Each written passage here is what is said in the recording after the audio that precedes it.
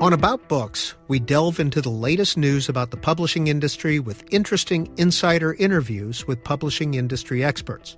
We'll also give you updates on current nonfiction authors and books, the latest book reviews, and we'll talk about the current nonfiction books featured on C-SPAN's Book TV. And this is About Books, Book TV's program and podcast that looks at the business of publishing. Now, in just a few minutes, New York Times books and publishing reporter Elizabeth Harris will join us to talk about how the BookTok social media phenomenon is changing the publishing industry. BookTok is part of the social media empire of TikTok. But first, here's a look at some of the latest stories in the publishing world. Best-selling author Hilary Mantel has died. The British author of the historical novel Wolf Hall was the two-time winner of the Booker Prize, England's highest literary award. And as the holiday months approach, various booksellers and literary groups are releasing their lists of best books of 2022. Being named to one of those lists can serve to boost book sales as much as they do an author's prestige. Here's a few of the recent announcements.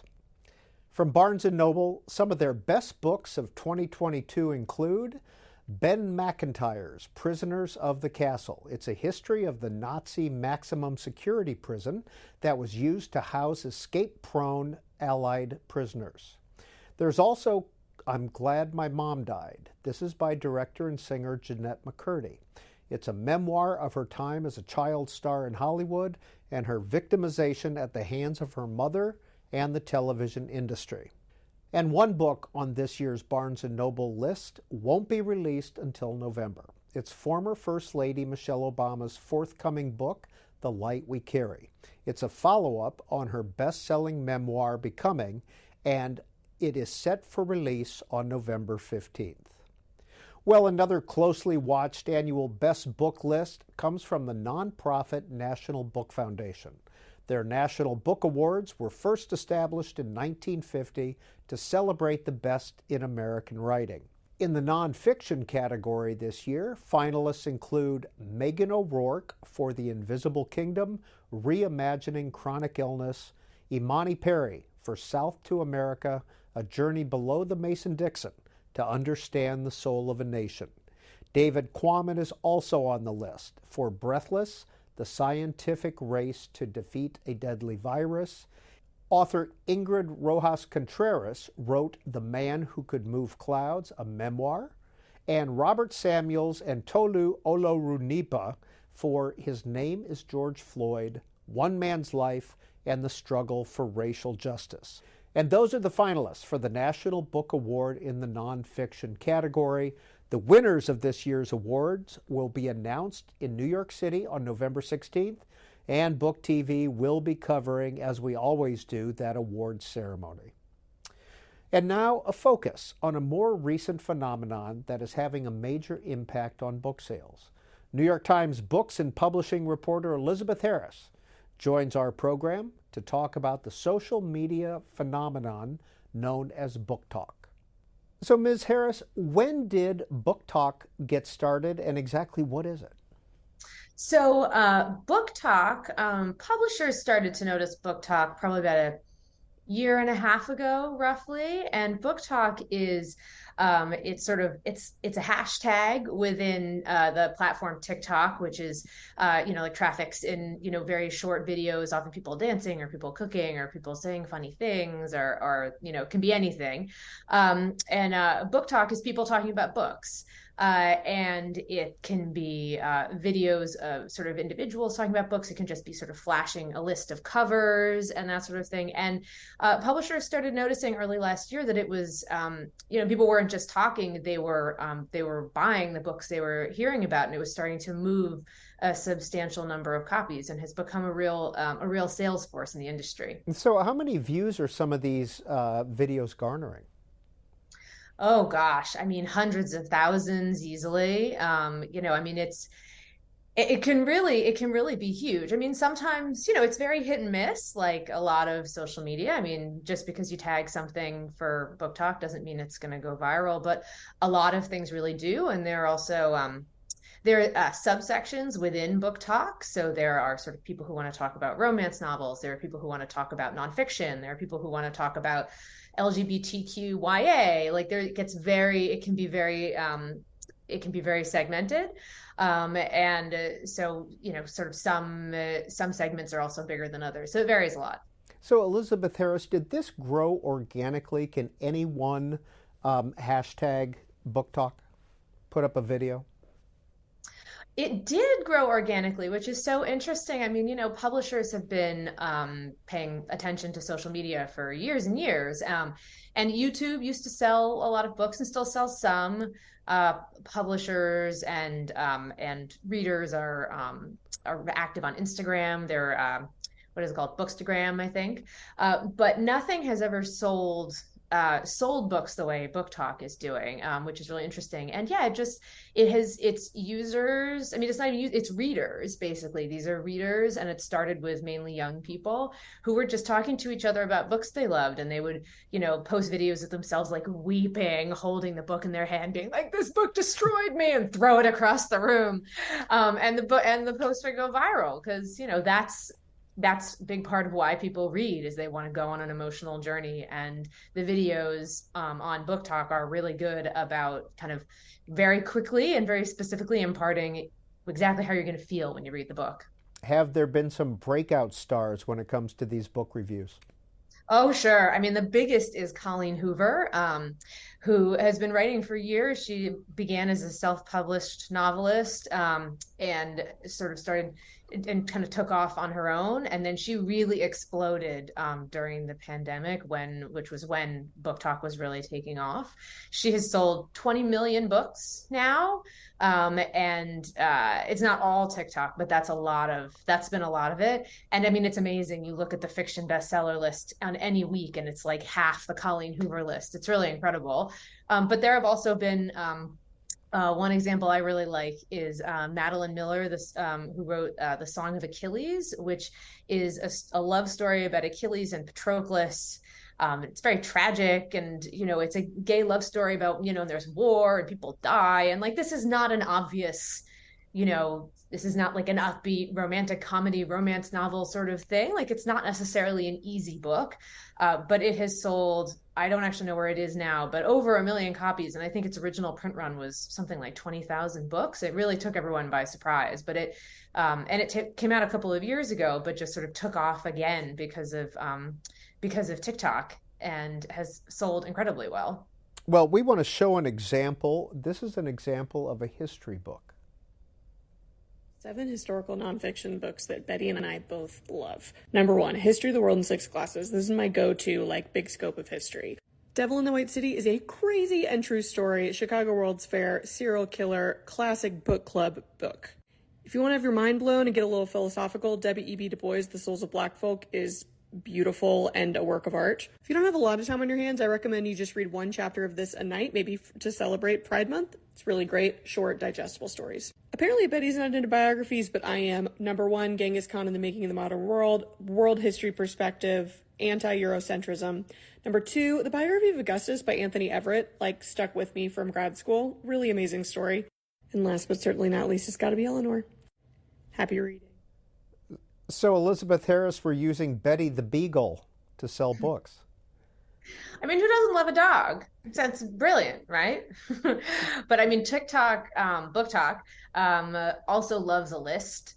When you give sort of very short snippet reviews of a couple of books, or just list a couple of books and say why you do or don't like them, or you put them in a category.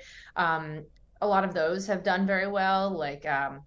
I looked at TikTok this morning. There were, I got a couple books I would kill to be able to read again for the first time, things like that, or 6 books that will destroy you, or 6, I don't know, enemies to lovers books, things like that. So, that kind of fits into the same thing, where it's like, here's a list. If you're looking for a particular kind of thing, here's my thumbs up, thumbs down, and if you're looking for this, you want to try this.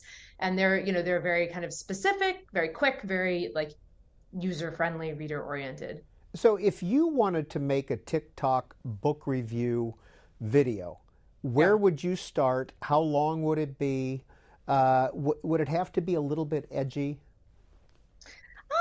It doesn't have to be edgy. I would say it has to be short. You don't want to make it longer than, some of them are a minute or so long, but 30 seconds is plenty often.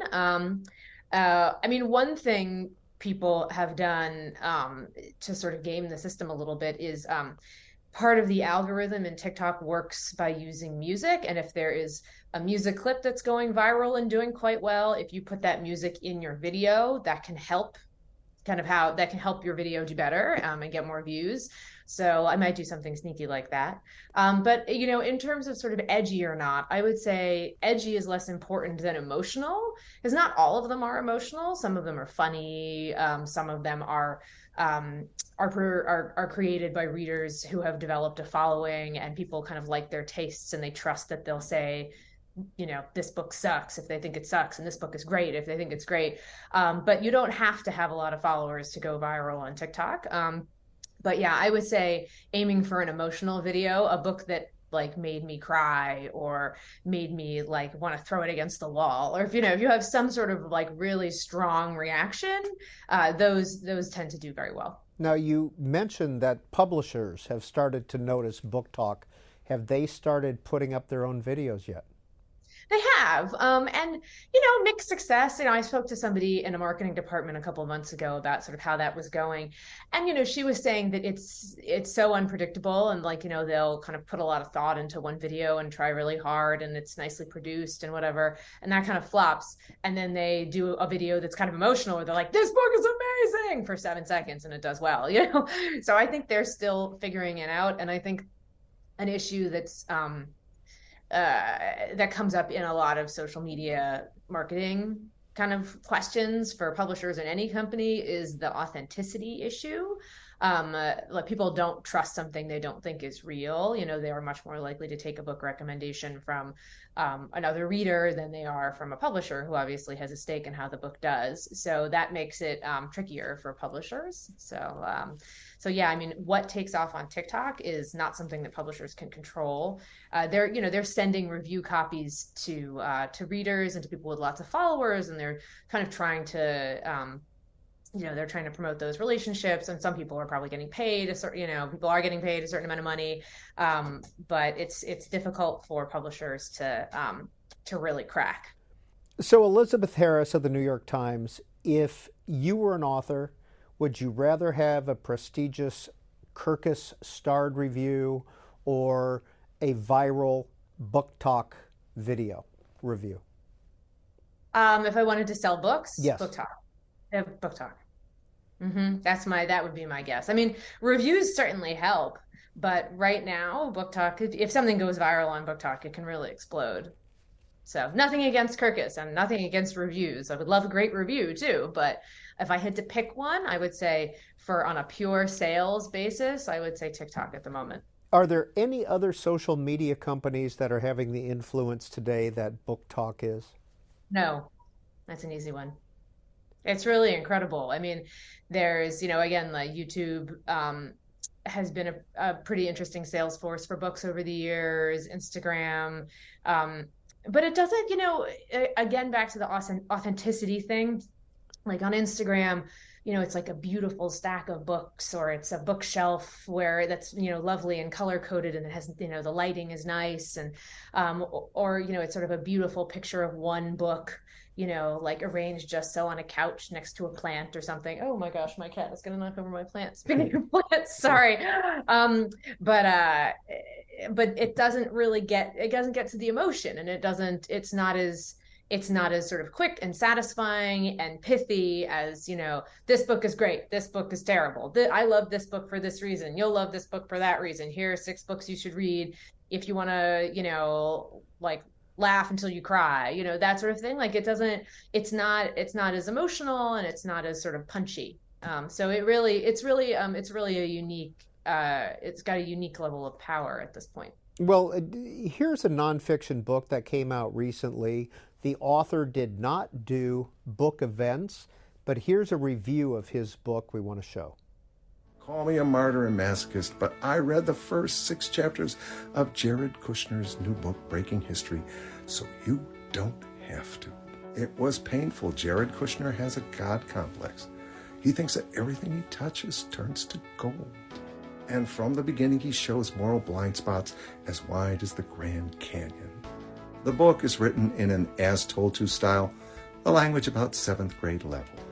What comes across loud and clear is that you're reading the book of a rich kid with no interior life and no introspective ability. Elizabeth Harris, that's not going to help to sell books, is it? I don't know. Is all news, is all attention good attention? But probably not. But I don't think, but that has gotten a good number of views, but the people watching that, I don't think we're ever going to read that book. I think they kind of enjoy hearing someone say the book is bad. I think that's why they're watching it, not because they're looking for a recommendation. That would just be my guess. When I grow up, I want to be an influencer. What is what is an influencer?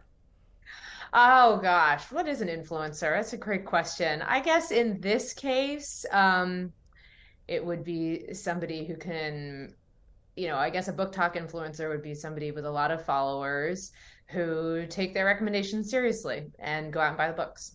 Well, here's an influencer talking about University Press books. Full on, like not even humble brag, but now that I've become a pretty big nonfiction book influencer, University Presses are reaching out to me to send me some books, and here's what I got from University of North Carolina Press, and it's incredible. White Evangelical Racism, The Politics of Morality in America by Anthea Butler. Hammer and Hoe, Alabama Communists During the Great Depression by Robin Kelly. White Balance, How Hollywood Shaped Colorblind Ideology and Undermined Civil Rights. The book that I feel guilty because I hadn't already purchased is Race for Profit, How Banks and the Real Estate Industry Undermine Black Home Ownership. In a book you just know I'm going to talk a lot about, From Asylum to Prison, Deinstitutionalization and the Rise of Mass Incarceration After 1945. The Male Chauvinist Pig, A History. I am so thankful for UNC Press for sending me these books. I am so excited to get to these. And if you want to see who was even more excited for this package, go check it out. Elizabeth Harris, how does that sell books, just showing them rather than talking about what's inside them? Yeah, I mean, I think that reviewer has a lot of followers. So it's sort of, I think if that person had just posted that video as their first video, I don't think it would have done particularly well. But, once somebody has an established presence on BookTok, they have followers who trust them, and are interested in what they're reading, interested in what they like. I mean, that one is interesting because he hasn't even read them yet, right? He's just saying like, these are the books I have. But I think people are probably just curious at what he's, they're already curious about the guy. Like, I wonder if people will go out and buy those if he just says that they were sent to him, but maybe, I don't know. Or maybe people will be like, oh, those sound interesting. I'll put them on my list if they have similar tastes to his. And he says he's excited.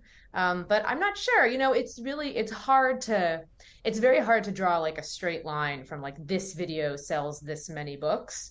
You can kind of see there have been maybe like one or two instances where I've been able to figure out, okay, this was one of the first videos that really took off that pushed this book, but it's never precise, and I would not bet on it. But it's interesting, right? I mean, that's another sort of list format, right? Where it's just like, here's a book, here's a book, here's a book. And it's just, people also just like to talk about books, I mean, readers like to talk to other readers about what they're reading. Like people who just really enjoy reading and read a lot, the sort of super readers, just like to talk about it. And I mean, the thing that BookTok really does is it sort of supercharges word of mouth, which has always been really the holy grail in book sales. Getting someone to tell their friend that they like a book is like, that's what you want. You want a talker. You want a book that people are going to be chatting with their friends about. And, BookTok allows people all over the country, all over the world to find like-minded people who like similar kinds of books. And so rather than just like talking to the people they know, they can talk to thousands of people they don't know at all. And it allows these sort of communities of, almost like mini book clubs in a way, but like sort of these recommendation communities to sort of form organically on their own based on what people are interested in. Now, I should have asked this question at the beginning, a kind of a fundamental question. Are BookTok TikTok videos limited in length? Can you do 10 minutes if you wanted? Oh gosh, I don't know the answer to that question because I've never seen one that's 10 minutes. I think that the successful ones are short. I think TikTok does have a limit on the videos, but to be honest, I don't know the number off my top of my head. Is Amazon connected with this? Have they been linking at all these BookTalk videos to their sellers pages? I don't know, to be honest. I haven't noticed that, but I don't know the answer, to be frank. Well, we want to show one more BookTalk video. This is about rediscovering the classics. Are these classics worth the read? Part 1. Absolutely. It just gets better and better every time. A yes from me, there's so much to unpack.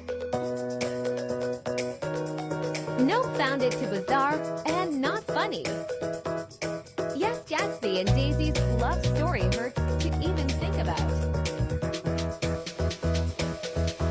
No a verified snooze fest. So Tom Sawyer is a verified snooze fest on that one, and Little Women is worth rereading. Apparently. That's a really interesting one. That speaks to a couple of things. Again, there's the list, there's the recommendation format, right? That people, kind of want a thumbs up, thumbs down, and just like a really quick why it's good or why it's bad. And it also speaks to something that's very interesting. So in book sales, usually, if a book is ever going to sell well, and most books don't, sadly, it's right out of the gate. But BookTalk highlights books that came out a couple of years ago often, a lot of books that are out in paperback now, they don't have to be new, or they can be classics. Like I was sort of surprised and sort of tickled when I learned that there are some classics that have really done well on the platform. And, people just want a good book. They don't really care when it came out or, who's pushing it or what. They just want a good read.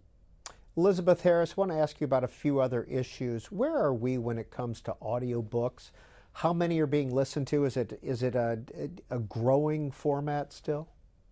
Yeah, it is. It's become a substantial part of book sales. Print books, interestingly, still account for the vast majority of sales for publishers. The industry hasn't been disrupted the way, say, newspapers have, where kind of the print versus digital shift has been really enormous. For books, print is still very strong.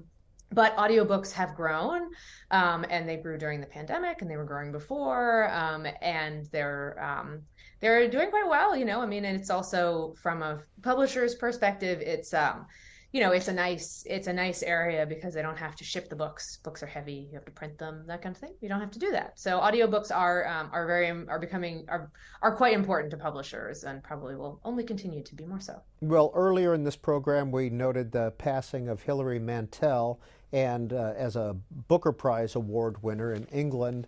National Book Awards are coming up. Do these tags and do these awards help sell books?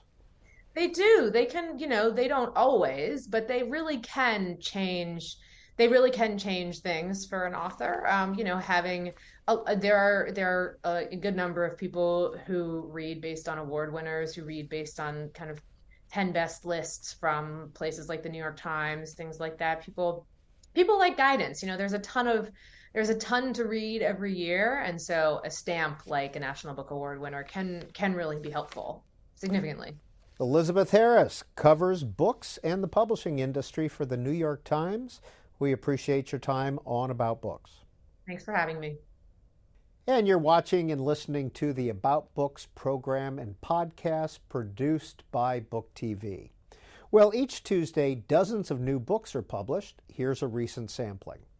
In Hold the Line, The Insurrection and One Cop's Battle for America's Soul, former Washington, D.C. police officer Michael Fanone offers his account of his near-death experience during the January 6th attack on the U.S. Capitol. And in An American Martyr in Persia, the epic life and tragic death of Howard Baskerville, Iranian-American scholar and TV host Reza Aslan tells the story of a South Dakota Christian missionary turned Iranian revolutionary in the early 20th century. And best-selling author Temple Grandin has a new book out titled Visual Thinking. The world-renowned animal science professor and autism advocate writes that, quote, "It's possible that the most important thing my mother did for me was to not see herself primarily as the mom of a disabled kid." Dr. Grandin says she wrote her latest book because of the rise in autism diagnoses and that these seem to be holding children back. Her book was recently reviewed in the Wall Street Journal, and as a side note, Temple Grandin appeared on Book TV's In-Depth program a few years back, and that entire 3-hour interview can be watched online at booktv.org. Well, each week as well, national publications publish their reviews of newly released books. Here's two. The National Review magazine looks at John Agresto's new book, The Death of Learning. The subtitle is How American Education Has Failed Our Students and What to Do About It. Now, Dr. Agresto is the former president of St. John's College, and his book is a defense of liberal arts education. The National Review writes that, quote, "There is nothing new in the death of learning, but there is plenty of good sense. In fact, it is one of the best defenses of a liberal arts education. It is both realistic and nonpartisan." And that's according to the reviewer, Micah Maddox. Another book recently reviewed is David Quammen's latest, Breathless, The Scientific Race to Beat a Deadly Virus.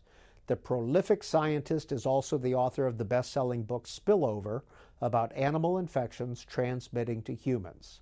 Well, in his latest book, Mr. Quammen attempts to pinpoint the origins of the COVID-19 virus. The Wall Street Journal had the former head of the FDA, Scott Gottlieb, review it. And in his review, Dr. Gottlieb writes, quote, "While Mr. Quammen devotes considerable time exploring the efforts to pinpoint the virus's origin and concludes that COVID jumped from one species to another, he doesn't recount the national security reporting that can be used to buttress the lab leak theory." Now, you will see all these books and authors featured in the near future on Book TV. Also coming up on Book TV on our Afterwards program, it's Bloomberg News' Mark Bergen, who looks at the growth and creation of YouTube and how it's changed society. He was interviewed by Politico tech policy reporter Rebecca Kern. Here's a preview.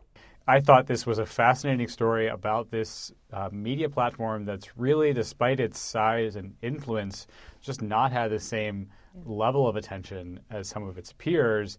And I thought within that story that you have plenty of fascinating characters on YouTube, and then inside the company you have this whiplash of going from the underdog to sort of seen as big tech and seen as something that associated with a lot of problems in democracy.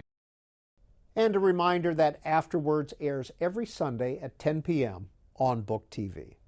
Well, thanks for joining us for About Books, a program and podcast produced by C-SPAN's Book TV. Book TV will continue to bring you publishing news and author events, and you can get this podcast and all the C-SPAN podcasts on our C-SPAN Now app. You can also watch all our programs online at booktv.org.